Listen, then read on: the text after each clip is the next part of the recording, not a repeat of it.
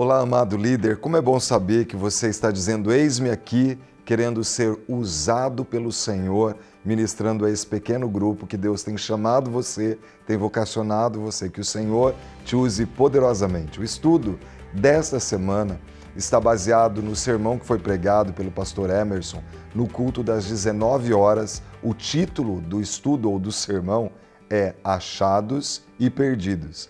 E é importante que nós possamos refletir em qual grupo nós estamos e levar também as pessoas da nossa célula a refletir em qual grupo você está, no grupo dos achados ou no grupo dos perdidos.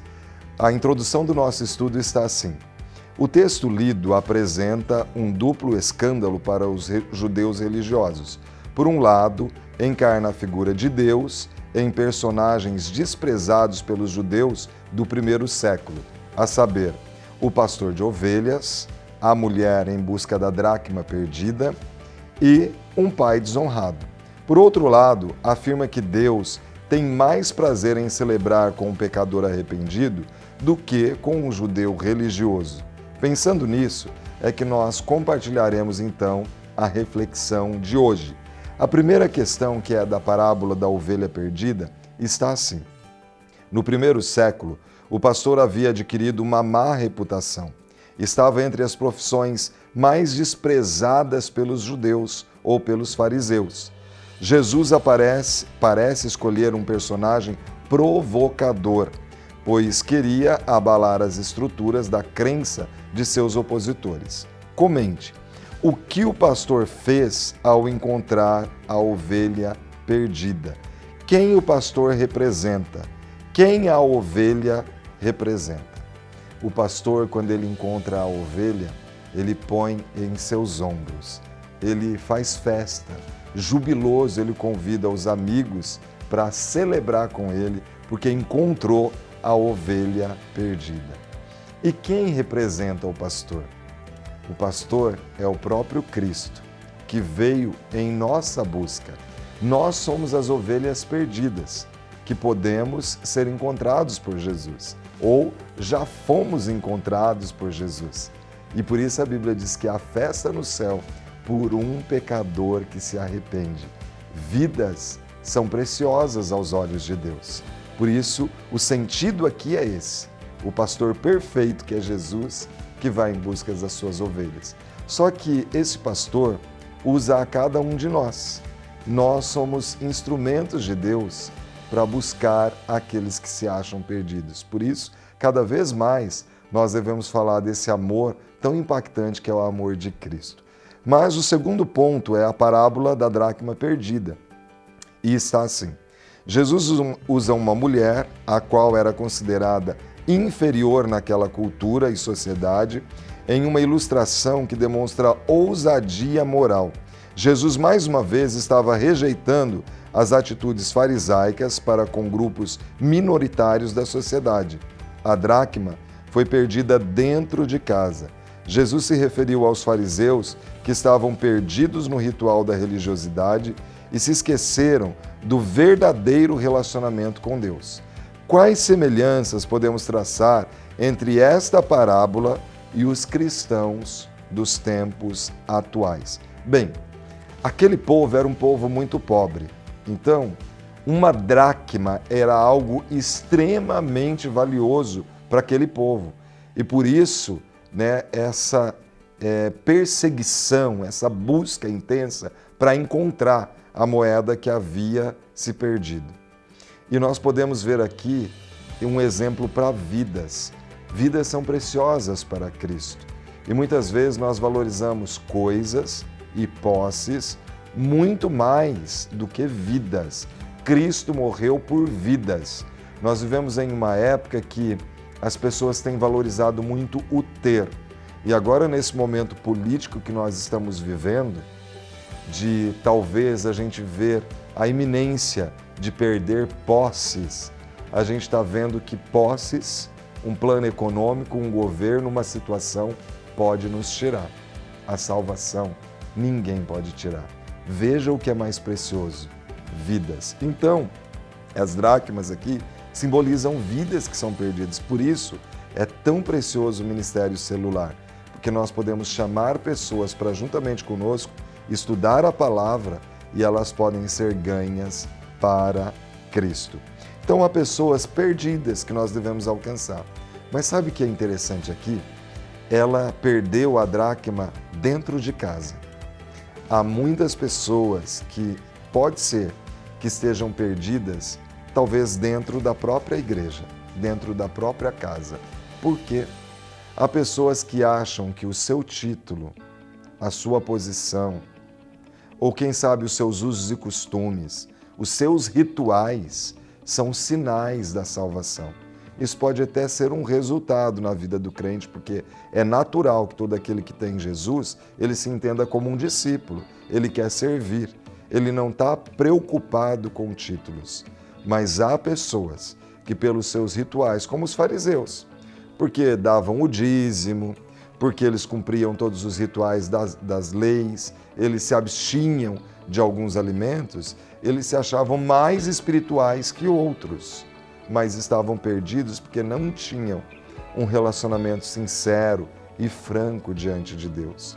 Eu creio que aquilo que acontece no secreto demonstra se de fato nós somos salvos, porque aquela pessoa que realmente foi alcançada pelo Evangelho de Jesus não é uma pessoa que se deixa impressionar pelos ritos. Os ritos fazem parte da vida dela como resultado do relacionamento com Deus. Mas lá no secreto, ela também tem vida de oração, ela tem leitura da palavra de Deus, ela tem obediência como resultado porque quer intimidade com Deus, não uma barganha, uma troca Deus por Deus, pelo quem Ele é, né? Porque Ele é soberano sobre todas as coisas. A terceira questão, a parábola do filho pródigo. O filho mais novo pede a herança antecipada. No ambiente do Oriente Médio, esperar-se-ia que o pai explodisse em raiva e disciplinasse o rapaz por causa das cruéis implicações do seu pedido. O filho mais velho teve dificuldade em perceber a reconciliação do pai com o seu irmão mais novo, quando este retornou para casa após gastar tudo o que havia recebido de forma irresponsável. Podemos perceber que Jesus usou essa parábola para confrontar os fariseus e os escribas que murmuravam dizendo: "Este recebe pecadores e come com eles", está lá no versículo 2. Você concorda que muitas vezes somos legalistas como os fariseus? Por quê? Porque os fariseus, eles tinham tendência de olhar para o outro e apontar e dizer: é pecador. E eles fizeram isso com o próprio Cristo. Come com pecadores, é amigo de pecadores. E às vezes nós somos muito prontos em apontar a prática pecaminosa de um irmão, de uma pessoa próxima a nós. Mas é necessário, irmãos e irmãs, que todos nós aqui tenhamos uma conversa com o espelho, para que nós não sejamos fariseus nos tempos pós-modernos. O Senhor tem nos chamado para um relacionamento sincero. Então, eu creio que nós devemos ter uma postura: Deus, eu quero intimidade contigo, eu quero conhecer mais o Senhor, eu quero vasculhar a palavra para entender a tua revelação, entender quem é esse Deus que eu tenho me relacionado, e eu quero conhecer mais de ti e ter mais de ti presente na minha vida. O amor de Deus, ele nos constrange. E aí nós não precisamos viver de teatro. É algo franco, que todos vão perceber, porque é algo natural. E aí, talvez o nosso testemunho vai ser a Bíblia que muitos vão ler, porque ela é vivida e praticada por nós, como resultado desse relacionamento com o Senhor.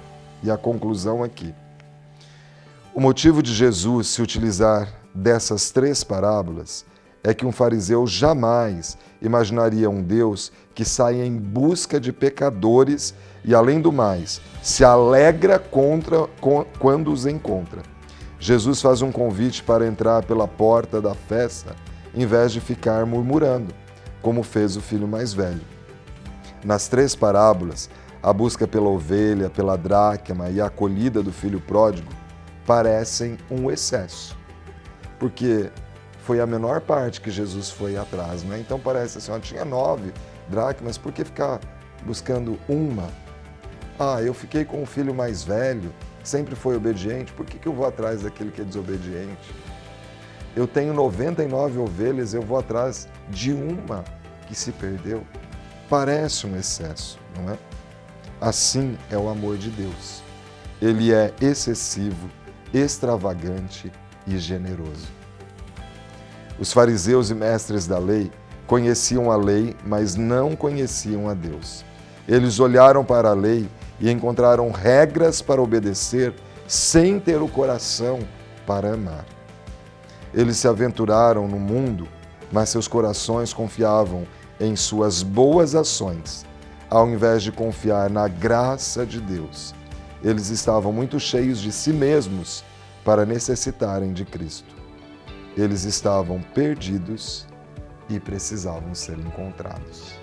Eu creio que esse estudo é um chamado para nós mesmos refletirmos como nós estamos.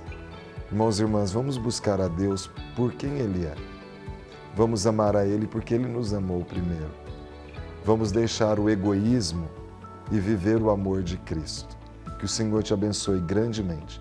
Quero orar por você e pela sua reunião de célula. Pai, muito obrigado por cada um dos líderes de célula, homens e mulheres guerreiros, que às vezes de forma sacrificial estão abrindo mão, ó Pai, de estar com um familiar, um momento de lazer, porque amam a Jesus e que esse amor possa ser contagiante, transbordante na reunião de cada célula. Que o Senhor opere milagres e que a verdade do Evangelho possa nos levar à convicção que nós somos achados pelo Cristo que pagou o alto preço naquela cruz. É no nome dele que nós liberamos a palavra de bênção e de vitória sobre cada líder. No nome de Jesus. Amém e amém.